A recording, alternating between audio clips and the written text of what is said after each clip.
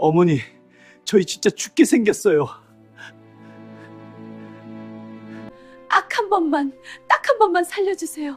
제발, 제발. 이게 무슨 일이냐? 그 한마디에 저는 평생 모은 전 재산을 내줬어요. 서울 아파트 30평, 시세 5억, 남편 돌아가시고 혼자 20년을 산 그 집, 파출부 일하며 식당에서 설거지하며 손에 물집 잡히고 허리 휘어가며 모은 돈으로 산 집, 그걸 아들한테 다 줬어요. 그리고 아들은 저를 어디에 데려왔는지 아세요? 엄마 시골. 미안해요. 산골짜기, 월세 18만 원짜리 요양시설. 어머니, 여기서 잠깐만 계세요. 제가 돈 좀 벌어서 모시러 올게요. 거짓말이었어요. 아들, 차에서 제 짐가방 하나 딸랑 내려놓고 아들은 그대로 차를 몰고 떠나버렸어요. 뒤돌아보지도 않고 부릉, 부르릉 차가 멀어지면서 흙먼지만 뽀얗게 일어났어요. 저는 길바닥에 주저앉아 짐승처럼 울었어요. 으아, 70평생 이렇게 서러운 적이 없었어요. 남편 잃었을 때도 이렇게 아프진 않았어요. 왜냐하면 내가 배 아파 낳은 자식이 나를 버렸거든요. 현대판 고려장, 그게 바로 저였어요. 그런데 여러분, 이 이야기는 정말 즐겁다. 여기서 끝이 아니에요. 2년 뒤 망한 엄마, 아들이 나 다시 갈 데가 찾아왔어요. 없어. 같이 살자. 엄마, 나 갈 데가 없어. 같이 살자. 그때 제가 뭐라고 했는지 아세요? 내 아들은 2년 전에 내 아들은 죽었다. 2년 전에 죽었다. 넌 누구냐? 그리고 문을 쾅 닫아버렸어요. 어떻게 이런 일이 벌어진 걸까요? 지금부터 차근차근 들려드릴게요. 저는 올해 78이에요. 경상도 시골에서 태어나서 20살에 남편 만나 결혼했죠. 남편은 트럭 운전사였어요. 착한 사람이었어요. 술도 안 먹고 담배도 안 하고 가족 생각만 하는 사람이었죠. 결혼하고 1년 뒤 아들을 낳았어요. 이름은 민수. 세상에서 가장 예쁜 아기였어요. 우리 부부는 민수 하나만 보고 살았어요. 가난했지만 행복했어요. 그런데 민수가 고등학교 2학년 되던 해 비극이 찾아왔어요. 그날도 남편은 새벽에 출근했어요. 화물 싣고 부산 가는 길이었죠. 제가 도시락 싸줬어요. 조심해서 다녀와요. 그래, 저녁에 봐. 그게 마지막이었어요. 고속도로에서 졸음운전차가 남편 트럭을 들이받았어요. 남편은 그 자리에서 숨졌어요. 51살이었어요. 너무 젊은 나이에 장례식 날 17살 민수가 아버지 영정사진 앞에서 엉엉 울었어요. 아빠, 저도 울었어요.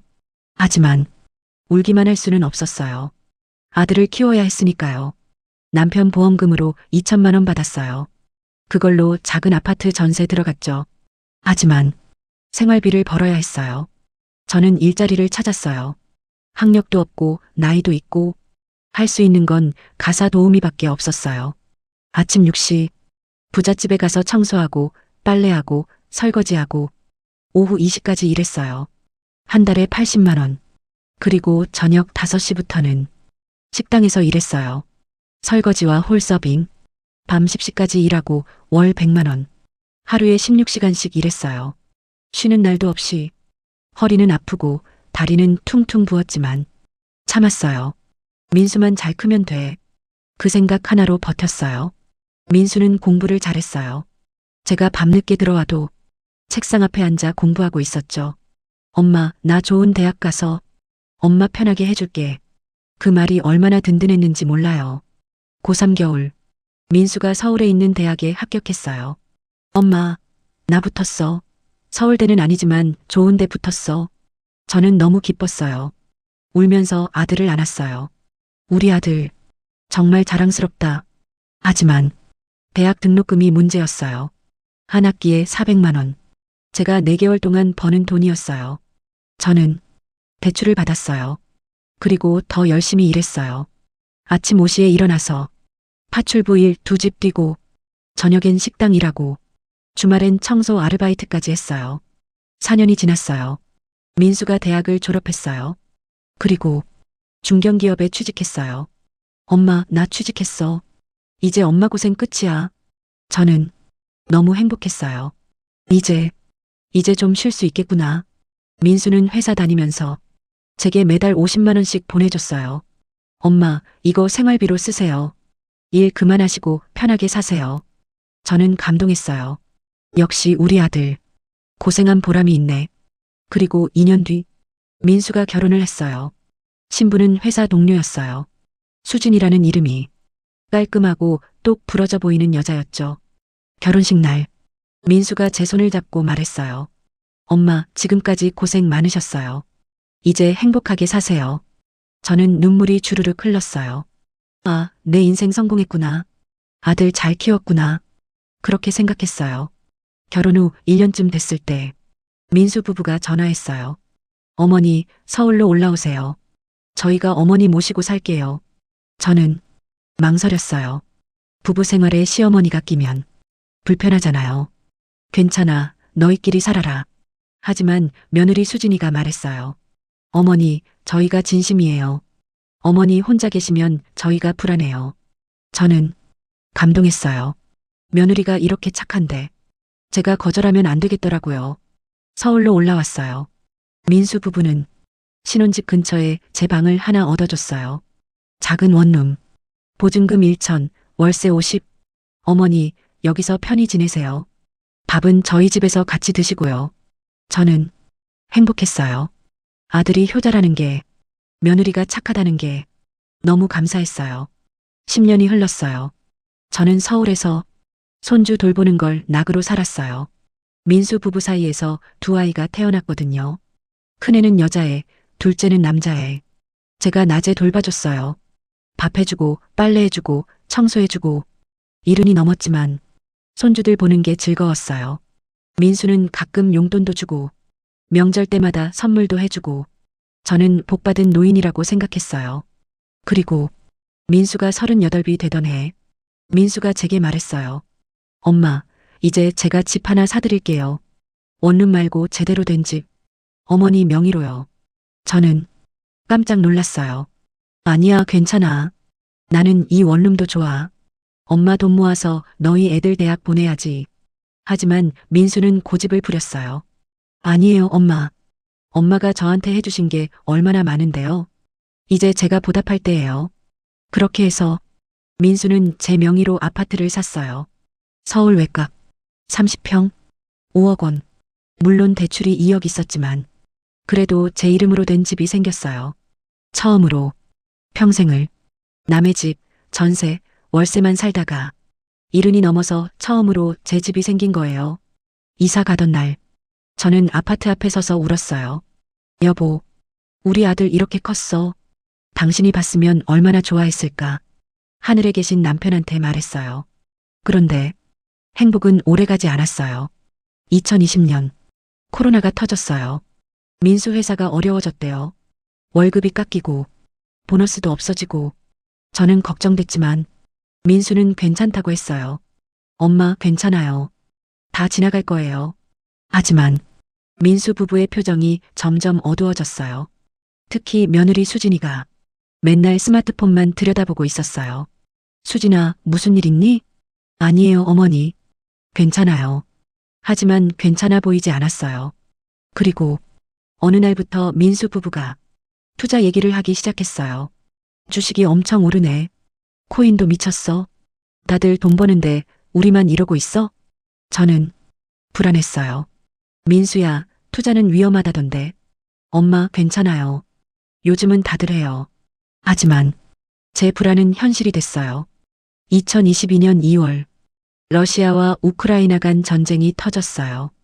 그때부터 민수 부부가 이상해졌어요. 어머니, 전쟁 관련 주식이 엄청 오른대요. 방산주, 석유주. 지금 안 사면 후회해요. 며느리 수진이가 말했어요. 우리도 이번 기회에 한탕해야죠. 애들 대학 등록금도 모아야 하고. 민수도 고개를 끄덕였어요. 그래, 이번 기회 놓치면 평생 후회할 것 같아. 저는 말렸어요. 민수야, 전쟁으로 돈 벌려고 하는 건 좋지 않아. 그리고 위험하잖아. 하지만 민수는 듣지 않았어요. 엄마는 몰라요. 요즘 세상이 어떻게 돌아가는지. 그리고 민수 부부는 투자를 시작했어요. 적금 해지하고, 보험 해지하고, 대출까지 받아서 전부 주식에 쏟아부었어요. 방산주, 석유 관련주, 그리고 코인까지 얼마를 넣었는지 아세요? 7천만 원. 전 재산이었어요. 거기에 대출까지 2억 원. 집 담보 대출까지 받았어요. 총 2억 7천만 원을 전쟁 테마주와 코인에 넣은 거예요. 처음엔 잘 됐어요. 주식이 막 올랐대요. 어머니, 우리 2천만 원 벌었어요. 이거 보세요. 계좌 찍은 거. 스마트폰 화면을 보여줬어요. 수익률 30%. 저도 조금 안심했어요. 아, 괜찮나 보네. 하지만 그게 끝이었어요. 11월 말 갑자기 뉴스가 나왔어요. 중동 전쟁 휴전 협상 타결. 그 순간 주식이 폭락했대요. 하루 만에 마이너스 15%, 이틀째 마이너스 10%, 사흘째 마이너스 8%, 일주일 만에 2천만 원 수익이 사라지고 원금까지 깎이기 시작했어요. 민수 부부는 패닉에 빠졌어요. 어떻게, 며느리는 매일 울었어요. 민수는 술을 마시기 시작했어요. 12월, 더 큰 문제가 터졌어요. 금리가 올랐어요. 대출 금리가 연 3%에서 8%로 폭등했어요. 한 달 이자만 130만 원. 민수 월급이 350만 원인데 이자만 130만 원이었어요. 생활비를 빼면 남는 게 없었어요. 게다가 주식은 계속 떨어졌어요. 마이너스 40%, 마이너스 50%, 원금의 반이 날아갔어요. 2억 7천만 원이 1억 3천만 원이 된 거예요. 손실 1억 4천만 원. 그리고 대출 2억 원. 총 빚이 2억 원. 민수 부부는 완전히 무너졌어요. 어느 날 저녁, 민수가 제 방에 찾아왔어요. 무릎을 꿇었어요. 엄마, 저희 진짜 죽게 생겼어요. 눈물을 흘리며 말했어요. 이자를 못 갚으면 집이 경매로 넘어가요. 그럼 우리 가족 길바닥에 나앉아요. 제 심장이 철렁 내려앉았어요. 그럼 어떻게 해야 하는데? 민수가 저를 쳐다봤어요. 엄마 집을 팔아주세요. 딱 한 번만 살려주세요. 저는 머리가 하얘졌어요. 뭐라고? 내 집을? 며느리도 들어왔어요. 눈물범벅이 된 얼굴로. 어머니, 저희가 정말 잘못했어요. 하지만 이대로 가면 애들까지 어떻게 돼요? 손주들 얘기가 나오니까 제 마음이 흔들렸어요. 저는 며칠 밤을 고민했어요. 잠도 못 잤어요. 70평생 처음 생긴 내 집, 그걸 팔아야 한다니. 하지만 아들이 죽겠다는데, 손주들이 어떻게 된다는데, 제가 어떻게 해요? 어느 날 밤 민수가 또 찾아왔어요. 이번엔 협박에 가까웠어요. 엄마 결정하세요. 엄마 집 안 팔아주면 나 한강 갈 거예요. 진짜로요. 저는 눈물이 주르륵 흘렀어요. 민수야, 엄마가 그 집 팔면 엄마는 어디 가서 살아? 엄마, 저희 집에서 사시면 되잖아요. 같이 살면 돼요. 민수가 말했어요. 저는 믿었어요. 그래, 가족이잖아. 같이 살면 되지. 그렇게 생각했어요. 2024년 1월, 제 아파트를 내놨어요. 시세가 떨어져서 4억 5천만 원에 팔렸어요. 대출 2억 갚고 남은 돈 2억 5천. 그걸로 민수 빚을 갚았어요. 투자 손실 1억 4천, 대출 원금 2억. 다 갚고 나니까 남은 돈이 거의 없었어요. 제 통장에 500만 원만 남았어요. 평생 모은 돈이 500만 원. 저는 그날 밤 혼자 울었어요. 괜찮아. 아들이랑 같이 살면 돼. 가족이잖아. 스스로를 위로했어요. 집을 판 다음 날부터 며느리가 달라졌어요. 어머니, 이제 방 정리 좀 해주세요. 제 방으로 가야죠? 저는 당연히 그럴 줄 알았어요. 그래, 짐 정리할게. 하지만 며느리 표정이 이상했어요. 차갑더라고요. 다음 날 민수가 집에 왔어요. 표정이 굳어 있었어요. 엄마, 얘기 좀 해요. 거실에 앉았어요. 민수가 말했어요. 엄마, 저희가 어머니 모실 형편이 안 돼요. 저는 귀를 의심했어요. 뭐라고? 집도 좁고 수진이가 스트레스 받는데요. 애들도 사춘기고 엄마가 계시면 다들 불편해요. 제 머릿속이 하얘졌어요. 그럼 그럼 나는 어디가? 민수가 고개를 숙였어요. 시설 알아봤어요. 좋은 데 찾았어요. 민수가 보여준 건 스마트폰 화면이었어요. 시니어 통합 돌봄 시범마을. 경상북도 어느 시골. 여기 좋은 데예요. 정부 지원 받아서 월세 18만 원이에요. 간호사도 있고 밥도 나오고. 저는 믿을 수가 없었어요. 18만 원? 시골? 민수야, 나 거기 가라고? 민수가 고개를 끄덕였어요. 엄마, 서울은 시설비가 너무 비싸요. 한 달에 200만 원씩 하는데 저희가 그걸 어떻게 내요?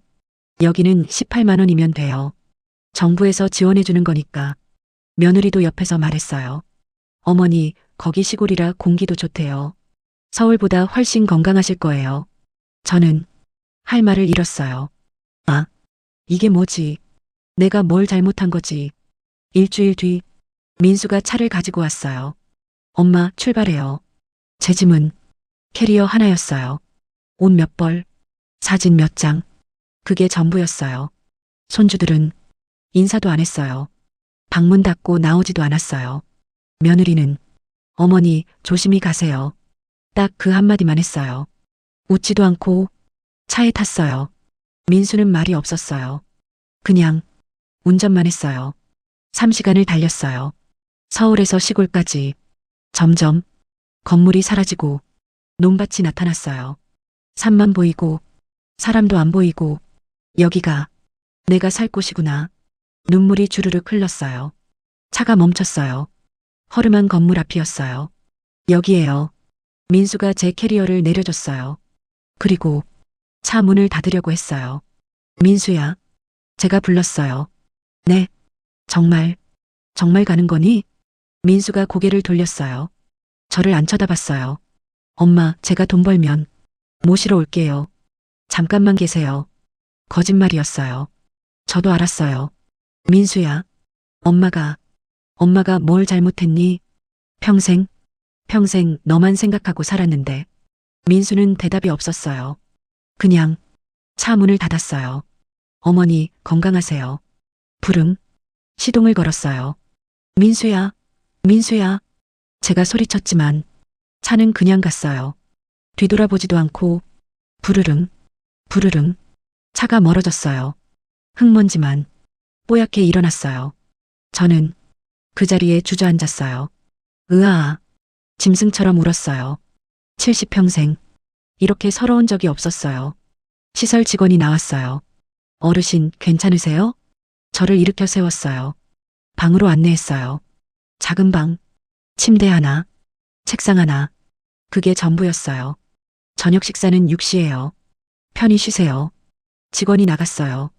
저는 침대에 앉았어요. 창문 밖을 봤어요. 산, 논, 그리고 아무도 없는 길. 여기가 내가 죽을 곳이구나. 저녁도 안 먹었어요. 물도 안 마셨어요. 그냥 죽고 싶었어요. 다음 날 직원이 왔어요. 어르신, 아침 식사 안 하세요? 괜찮아요. 몸 안 좋으세요? 병원 가실래요? 괜찮아요. 저는 대답도 제대로 안 했어요. 그냥 누워만 있었어요. 둘째 날 또 왔어요. 어르신, 밥 좀 드세요. 걱정돼요. 괜찮아요. 셋째 날 문을 두드렸어요. 어르신, 문 열어주세요. 간호사 선생님이랑 왔어요. 저는 일어날 힘도 없었어요. 그냥 죽고 싶었어요. 여보, 나 데리러 와. 이제 그만 살고 싶어. 문이 열렸어요. 마스터키로 연 거예요. 간호사와 복지사가 들어왔어요. 어르신, 괜찮으세요? 저를 일으켜 세웠어요. 혈압을 쟀어요. 혈압이 너무 낮아요. 당장 링거 맞으셔야 해요. 싫어요. 그냥 내버려둬요. 안 돼요. 우리가 책임져야 해요. 의무실로 데려갔어요. 링거를 맞았어요. 따뜻한 죽을 가져왔어요. 천천히 드세요. 괜찮으시면 얘기 좀 들어주시겠어요? 간호사가 말했어요. 저는 고개를 돌렸어요. 어르신, 제가 아들분한테 전화 받았어요. 어머니를 부탁한다고. 18만 원만 내면 된다고. 그래서 제가 말씀드렸죠. 여기가 어떤 곳인지. 저는 눈을 떴어요. 어떤 곳인데요? 간호사가 미소 지었어요. 어르신, 여기는 단순한 요양원이 아니에요. 정부 시범 사업으로 운영되는 최고급 시니어 통합 돌봄 마을이에요. 뭐라고요? 월세 18만 원은 정부 지원금 받은 혜택 금액이에요. 실제 시설 가치는 한 달에 200만 원이 넘어요. 저는 믿을 수가 없었어요. 복지사가 제 손을 잡았어요. 어르신, 구경시켜 드릴게요. 휠체어에 앉혔어요. 시설을 둘러봤어요. 먼저 식당. 깨끗하고 밝았어요. 여기서 하루 세끼 나와요. 유기농 채소로 만든 영양식이에요. 영양사가 따로 있어요. 다음은 의무실. 간호사가 24시간 상주해요. 혈압, 혈당 매일 체크하고 약도 관리해드려요. 물리치료실. 허리 아프시면 여기서 치료받으세요. 물리치료사가 일주일에 3번 와요. 온천 목욕탕.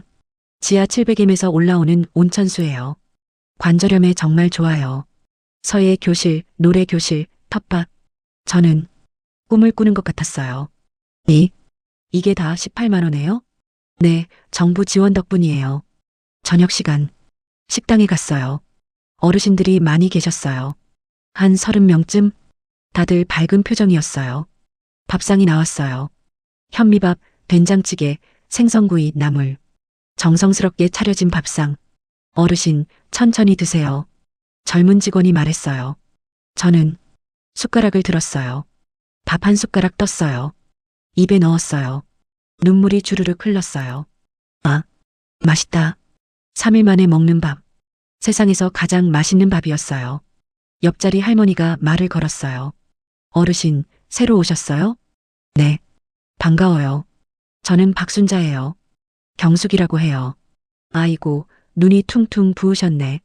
많이 우셨나 봐요? 저는 고개를 끄덕였어요. 저도 그랬어요. 여기 처음 왔을 때 자식한테 버려졌다고 생각했죠. 저도요. 근데요, 어르신. 여기 와보니까 여기가 천국이더라고요. 순자 할머니가 웃었어요. 제 자식 집에서 눈치 보며 살 때보다 여기가 훨씬 좋아요. 밥도 맛있고 사람들도 좋고 자식 없어도 안 외로워요. 다른 할머니도 말했어요. 맞아요. 저도 그래요. 여기 온 지 2년 됐는데 인생에서 제일 행복해요. 저는 처음으로 마음이 풀렸어요. 일주일쯤 지났을 때 복지사가 물었어요. 어르신, 텃밭 프로그램 해보시겠어요? 텃밭이요? 네, 마을 뒤에 텃밭이 있어요. 채소 키우시는 분들 많아요. 저는 가보기로 했어요. 텃밭에 갔어요. 할머니, 할아버지들이 채소를 가꾸고 계셨어요. 상추, 깻잎, 고추, 토마토. 어르신, 여기 자리 있어요. 순자 할머니가 손짓했어요. 저도 모종을 심었어요. 상추 모종. 땅을 파고 모종을 넣고 흙을 덮었어요. 아, 이렇게 하는 거구나. 손에 흙이 묻었어요. 하지만 기분이 좋았어요. 뭔가 살아있는 기분? 한 달이 지났어요. 저는 완전히 적응했어요.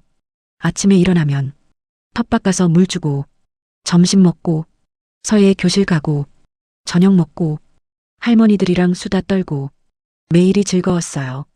특히 순자 할머니, 영자 할머니, 정자 할머니, 이 세 분이랑 친해졌어요. 우리는 매일 붙어 다녔어요. 경수가, 오늘 온천 갈래? 좋지. 저녁 먹고 산책할까? 그래. 진짜 가족 같았어요. 아니, 친자식보다 더 따뜻했어요. 어느 날 저녁, 온천에 몸을 담그고 있었어요.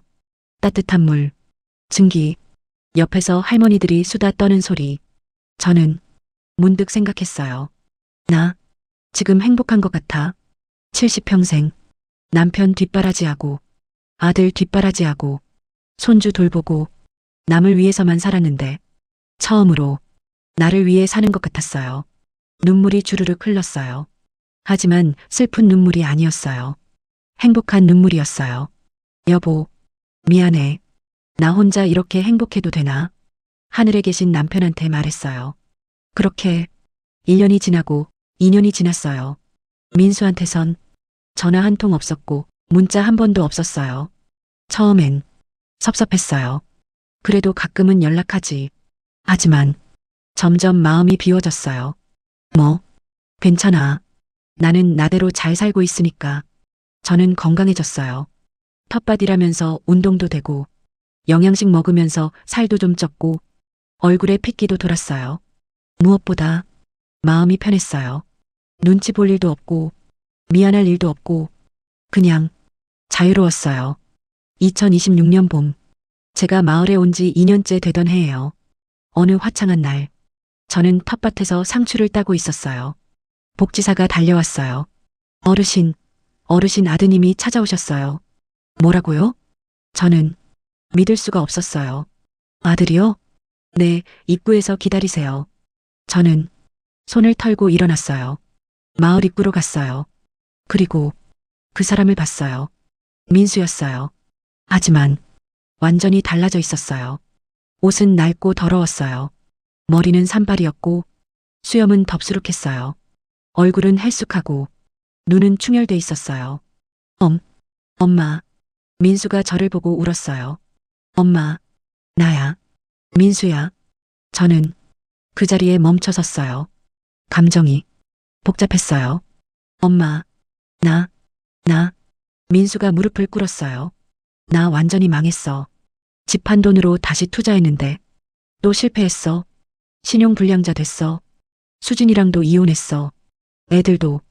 애들은 수진이가 데려갔어. 나 갈 데가 없어. 민수가 저를 쳐다봤어요. 엄마, 나 좀 살려줘. 여기서 같이 살면 안 돼? 저는 아무 말도 하지 않았어요. 민수의 말을 들으면서 2년 전 그날이 떠올랐어요.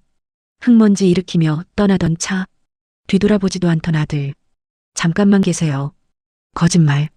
그리고 2년 동안 전화 한 통 없었던 시간. 저는 천천히 입을 열었어요.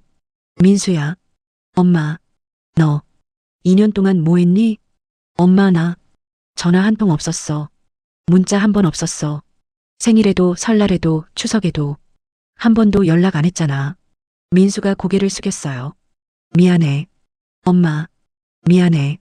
미안하다고 다야? 제 목소리가 높아졌어요. 나 여기 버리고 갈 때 뒤돌아보기라도 했니? 차에서 내리면서 엄마 잘 계세요 한마디라도 했니? 엄마, 너는 나를 짐짝처럼 버렸어. 18만 원 싸구려 시설에. 그때 뒤에서 목소리가 들렸어요. 경숙 언니, 순자 할머니였어요. 영자, 정자 할머니도 왔어요. 복지사, 간호사도 왔어요. 모두 제 편에 섰어요. 어르신, 괜찮으세요? 이분이 아드님이세요? 순자 할머니가 민수를 쳐다봤어요. 당신이 경숙 언니 아들이에요? 경숙 언니 여기 버리고 간 사람? 민수가 당황했어요. 저는 2년 동안 연락도 안 한 사람이 지금 와서 뭐하러 왔어요? 돈 떨어져서 엄마한테 빌붙으러 왔죠? 민수 얼굴이 빨개졌어요. 저는 민수를 똑바로 쳐다봤어요. 민수야. 엄마, 내 아들은 2년 전에 죽었어. 민수 얼굴이 하얘졌어요. 엄마, 그게 무슨, 나를 여기 버리고 간 그날 내 아들은 죽었어. 그러니까 넌 누구냐? 저는 차갑게 말했어요. 민수가 울기 시작했어요. 엄마, 제발 용서해줘. 나 진짜 잘못했어. 손을 뻗었어요. 저를 붙잡으려고. 하지만 저는 한 걸음 뒤로 물러섰어요. 민수야. 엄마, 이제 가. 엄마, 너는 이제 내 아들이 아니야. 2년 전에 이미 인연을 끊었어. 엄마, 안 돼. 엄마. 민수가 매달렸어요. 하지만 복지사가 민수를 말렸어요. 어르신, 이만 가세요. 여기선 원하지 않는 방문객은 들어올 수 없어요. 저는 뒤돌아섰어요. 마을 안으로 걸어갔어요. 뒤에서 민수가 소리쳤어요. 엄마, 나 어떡하라고. 엄마. 저는 귀를 막았어요. 그리고 마을 정문이 닫혔어요. 쾅! 민수의 울음소리가 점점 멀어졌어요. 순자 할머니가 제 어깨를 안았어요. 경숙 언니 잘했어요. 울지 마요. 언니 잘못 없어요. 영자 할머니도 말했어요. 저도 아들한테 버림받았어요. 근데 여기 와서 진짜 가족을 만났어요. 우리가 언니 가족이에요. 정자 할머니가 제 손을 잡았어요. 경수가 이제 우리끼리 살자. 자식 없어도 행복해. 저는 할머니들을 안았어요. 그리고 울었어요. 하지만 슬픈 눈물이 아니었어요. 후련한 눈물이었어요. 그 일이 있고 한 달이 지났어요. 저는 완전히 달라졌어요. 아침에 일어나면 창문을 활짝 열어요. 아, 오늘도 좋은 날이다. 텃밭 가서 채소 가꾸고 할머니들이랑 수다 떨고 저녁엔 온천에서 몸 녹이고 밤엔 별 보며 산책하고 매일이 행복해요. 4월 어느 날 할머니, 할아버지 모두 모여서 수육을 삶고 알배기 김치를 담갔어요. 경수가 이거 좀 버무려봐. 알았어. 저는 빨간 양념을 배추에 버무렸어요. 허리가 아팠지만 기분은 좋았어요. 왜냐하면 옆에 할머니들이 있으니까요. 수육을 모두 삶고 김치를 다 담그고 마을 마당에 평상을 폈어요. 갓 담근 김치에 수육을 싸서 막걸리랑 먹었어요. 아이고, 맛있다. 경숙이 솜씨 좋아. 할머니들이 칭찬했어요. 저는 웃었어요. 환하게 따뜻한 햇살 아래서. 여러분, 저는 깨달았어요. 가족이 피를 나눈 사람만이 아니라는 걸요. 진짜 가족은 나를 소중히 여겨주는 사람, 나를 웃게 해주는 사람, 나와 함께 있어 행복한 사람. 그런 사람들이에요. 70평생 자식 하나 잘 키우는 게 인생의 전부인 줄 알았어요. 하지만 아니더라고요. 제 인생은 제 것이에요. 아들 것도 아니고 누구 것도 아니고 온전히 제 것. 이제야 진짜 제 인생을 살고 있어요. 늦었지만 행복해요. 여러분도 여러분 인생을 사세요. 자식 때문에 눈치 보며 살지 마세요. 당당하게, 행복하게 여러분을 위해 사세요. 남은 제 인생, 이 따뜻한 사람들과 매일매일 행복하게 살 거예요. 여러분의 인생에도 따뜻한 봄날이 가득하길 진심으로 바랍니다.